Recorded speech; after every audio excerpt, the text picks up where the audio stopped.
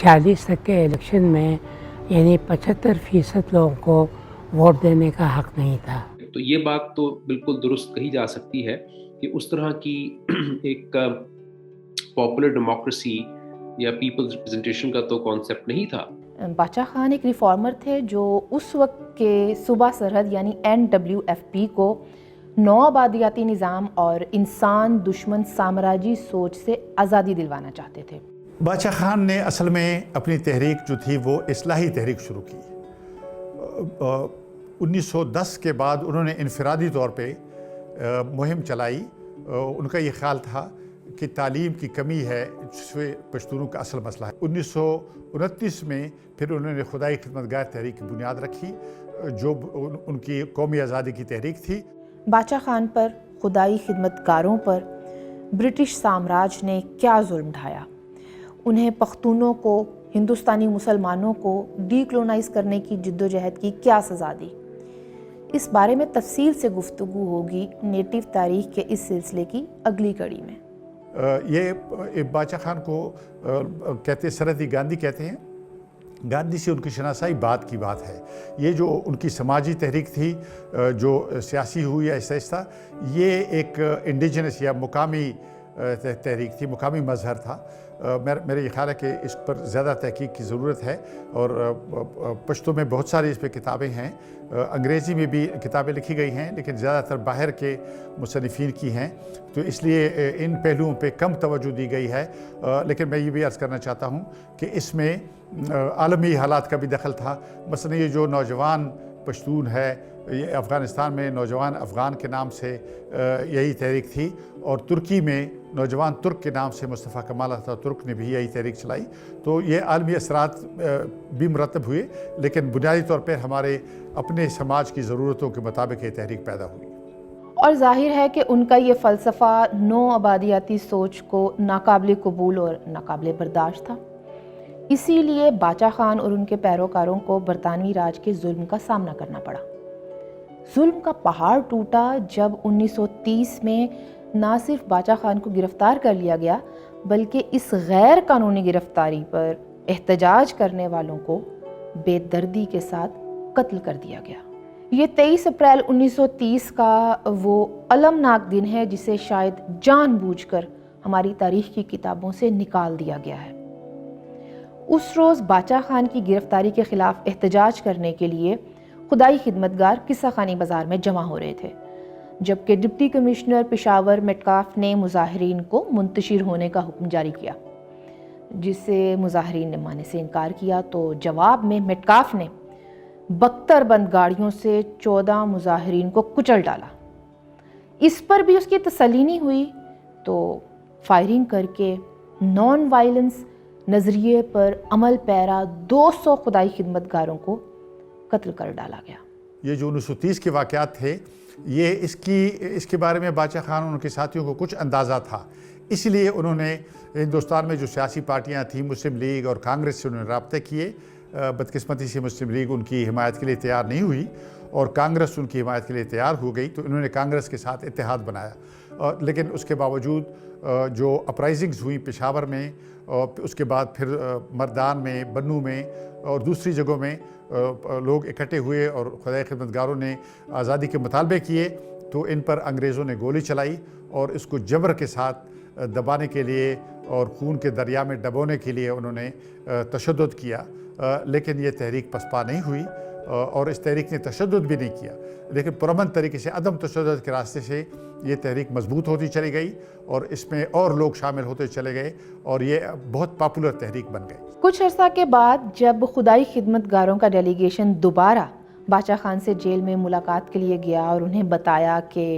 All India Muslim league ने मदद से इनकार कर दिया है, तो फिर उन्होंने कांग्रेस से मदद मांगने का मशवरा दिया, जिसे ना सिर्फ कांग्रेस ने कबूल कर लिया बल्कि सूबा सरहद की सियासत में खुदाई खिदमतगारों के इलाई बनने की भी हामी भर ली। कांग्रेस के साथ इत्तेहाद उनकी मजबूरी थी। वजह ये थी कि उनको पता चला कि अंग्रेज़ उनके ऊपर वार करने वाले हैं, उनको दबाने, क्रश करने वाले हैं, उनको सफ़ाए हस्ती से मिटाने की कोशिश करने वाले हैं, तो उनको इत्तेहादियों की ज़रूरत थी। उन्होंने पहल मुस्लिम लीग से की जो तैयार नहीं हुई उनके साथ इत्तेहाद करने के लिए, तो उसके अलावा कोई चारा नहीं था। کہ وہ کانگریس سے اتحاد کرتے، پہلی بات۔ دوسری بات یہ ہے کہ کانگریس کے ساتھ اتحاد نے میرے خیال میں، میری ناقص رائے میں، ایک فائدہ یہ پہنچایا کہ یہ جو پشتونوں کی تحریک تھی، جو اس وقت شمال مغربی سرحدی صوبہ جو پختونخوا اس کا اپنا اصلی نام ہے، یہ ایک پہاڑوں میں بسنے والے لوگوں کی ایک الگ تھلگ سی تحریک تھی۔ یہ جو کانگریس کے ساتھ اتحاد کرنے میں ان کو ایک مین سٹریم میں جانے کا موقع ملا پورے بر صغیر میں، اور سارے مذاہب کے لوگوں سے، ساری زبانوں کے لوگوں سے، مختلف ثقافتوں کے ساتھ مل کر ان کو کام کرنے کا موقع ملا، جس میں ان کے اندر ایک وسیع نظری پیدا ہو گئی۔ اور یہ میرے خیال میں ابھی تک ہماری تحریک کا بہت بڑا اثاثہ ہے۔ اس لیے آپ نے دیکھا کہ پاکستان بننے کے بعد بھی جب نیشنل عوامی پارٹی بننے کی بات ہوئی تو یہ باچا خان اور خدائی خدمتگار اس میں پہلی صف میں تھے۔ اس کے علاوہ پاکستان میں جب بھی جمہوری تحریکیں چلی ہیں وفاقی جمہوریت کے لیے، آپ نے دیکھا کہ پشتونوں نے کبھی اس سے گریز نہیں کیا، ہچکچاہٹ محسوس نہیں کی۔ تو اس کی وجہ یہ تھی کہ وہ جو مین سٹریم کی سیاست تھی کانگریس سے ساتھ کرنے میں، تو میرے خیال میں اس میں کوئی غلط بات نہیں تھی۔ ساری دنیا میں جب آزادی کی تحریکیں چلتی ہیں اس میں مختلف دھارے ہوتے ہیں۔ اصل مقصد یہ ہے کہ ان کا ہدف کیا ہے۔ ہدف ان کا، میں سمجھتا ہوں کہ باچا خان کا ہدف مکمل آزادی تھی، اور مسلم لیگ سے تھوڑا سا اس میں فرق یہ تھا کہ مسلم لیگ نے جو سٹیٹس کو تھا نوآبادیاتی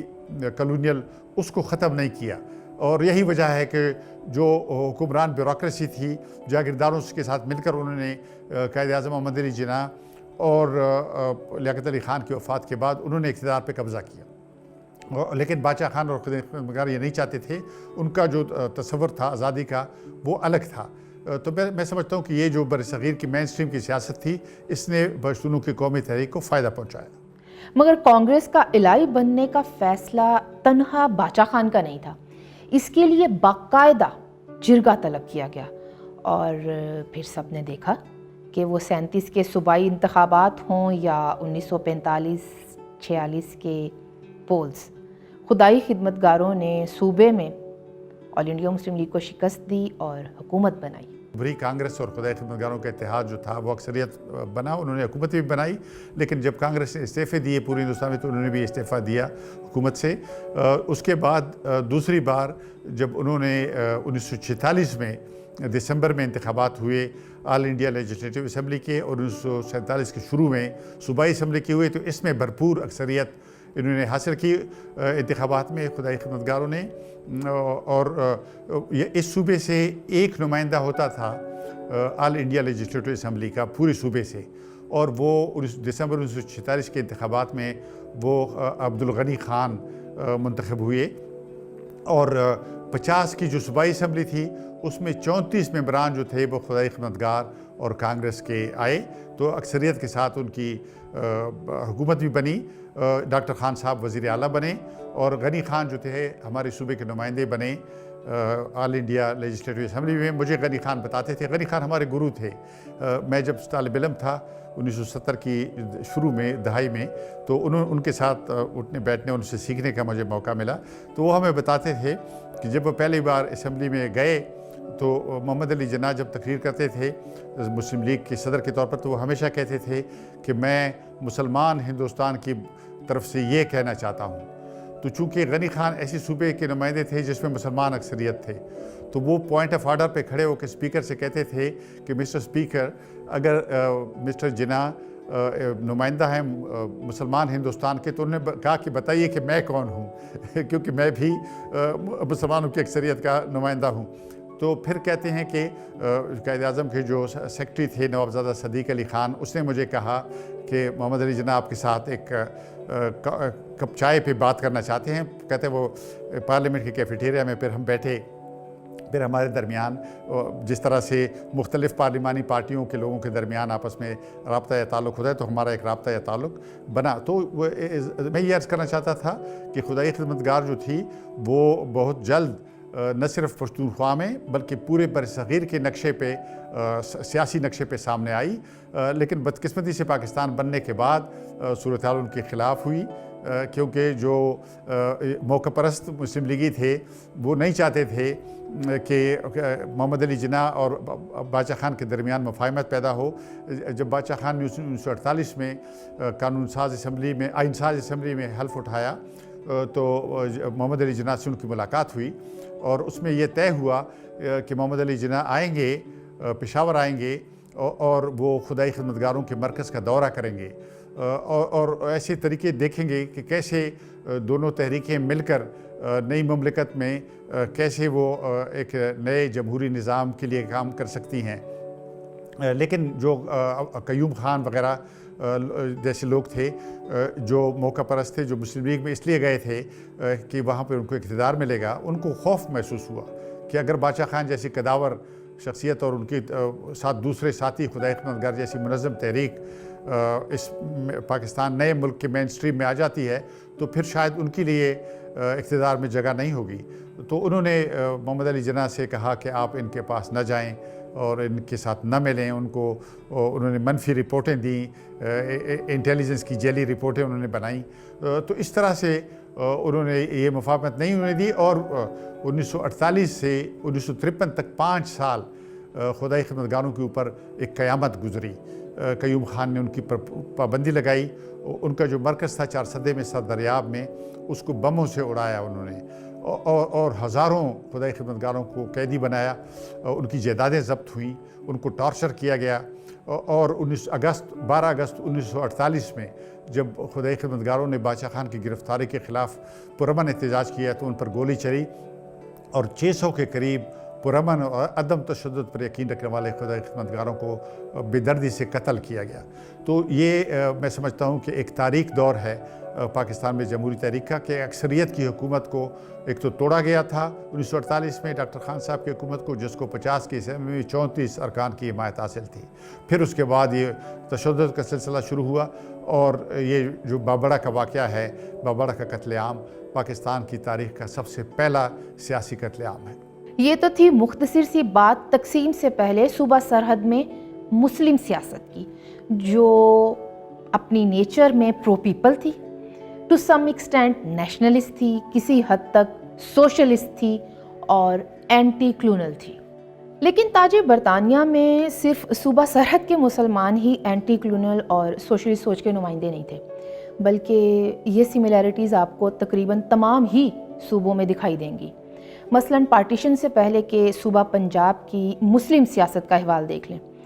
جہاں 1929 میں گروپ آف پنجابی مسلمز نے مجلس احرار الاسلام بنائی، جو کہ لوور کاسٹ کسانوں اور مزدوروں کے حقوق کے لیے بنائی گئی ایک سیاسی جماعت تھی۔ سر سید احمد خان اور ان کی جاگیردار کلاس کبھی بھی کلونزم کے خلاف نہیں تھی، بلکہ یہ طبقہ تو حکمرانوں کی انکنڈیشنل اطاعت کو ہی ایلیٹ مسلمانوں کے سروائیول کی وجہ سمجھتا تھا۔ 1936 ਦੇ ਵਿੱਚ ਯੂਨੀਅਨਿਸਟ ਪਾਰਟੀ ਜਿਹੜੀ 100 ਸੀਟਾਂ ਜਿੱਤ ਕੇ ਆਪਣੀ ਪੰਜਾਬ ਦੇ ਵਿੱਚ ਆਪਣੀ ਹਕੂਮਤ ਬਣਾ ਲੈਂਦੀ ਹੈ ਔਰ ਜਦੋਂ ਕਿ ਉਸ ਤੋਂ ਪਹਿਲਾਂ ਜਿਹੜੀ ਲੀਡਰਸ਼ਿਪ ਸੈਂਟਰ ਦੀ ਹੈ ਮੁਸਲਿਮ ਲੀਗ ਦੀ, ਜਦੋਂ ਵੀ ਪੰਜਾਬ ਵਿੱਚ ਆਉਂਦੀ ਹੈ ਇੱਥੇ ਉਹਨਾਂ ਨੂੰ ਕੋਈ ਲਿਫਟ ਹੀ ਨਹੀਂ ਕਰਾਈ ਜਾਂਦੀ। ਉਹ ਮਿਲਣ ਆਉਂਦੀ ਹੈ, ਜਿਹੜੀ ਸਾਡੀ ਸਭ ਤੋਂ ਵੱਡੀ ਲੀਡਰਸ਼ਿਪ ਹੈ ਲਾਹੌਰ 'ਚ ਆਉਂਦੀ ਹੈ, ਇੱਥੇ ਉਹਨਾਂ ਨੂੰ ਕੋਈ ਮਿਲ ਨਹੀਂ ਰਿਹਾ। ਯੂਨੀਅਨਿਸਟ ਵਾਲੇ ਸਮਝਦੇ ਨੇ ਕਿ ਅਸੀਂ ਤਾਂ ਇੱਥੇ ਜਿੱਤੇ ਪਏ ਹਾਂ, ਅਸੀਂ ਮੁਸਲਿਮ ਲੀਗ ਨੂੰ ਕੀ ਸਮਝੀਏ। ਲੇਕਿਨ 36 ਦੇ ਵਿੱਚ ਇਲੈਕਸ਼ਨ ਜਿੱਤਣ ਤੋਂ ਬਾਅਦ ਐਸਾ ਕੀ ਹੁੰਦਾ ਹੈ ਕਿ 1937 ਦੇ ਵਿੱਚ ਜਿਹੜਾ ਸਰ ਸਿਕੰਦਰ ਯਾਦ ਜਿਹੜਾ ਵਜ਼ੀਰ ਆਜ਼ਮ ਹੈ ਪੰਜਾਬ ਦਾ, ਉਸ ਵਕਤ ਪੰਜਾਬ ਦੇ ਚੀਫ ਮਿਨਿਸਟਰ ਨੂੰ ਪੰਜਾਬ ਦਾ ਵਜ਼ੀਰ ਆਜ਼ਮ ਕਿਹਾ ਜਾਂਦਾ ਸੀ, ਉਹ ਜਾਂਦਾ ਹੈ ਲਖਨਊ ਦੇ ਵਿੱਚ, ਉੱਥੇ ਜਾ ਕੇ ਤੇ ਉਹ ਸਿਕੰਦਰ ਜਿਨਾਹ ਪੈਕਟ ਕਰ ਆਉਂਦਾ ਹੈ ਜਿਨਾਹ ਦੇ ਨਾਲ। ਇਸ ਗੱਲ ਦੀ ਕਦੀ ਵੀ ਸਮਝ ਨਹੀਂ ਆਉਂਦੀ।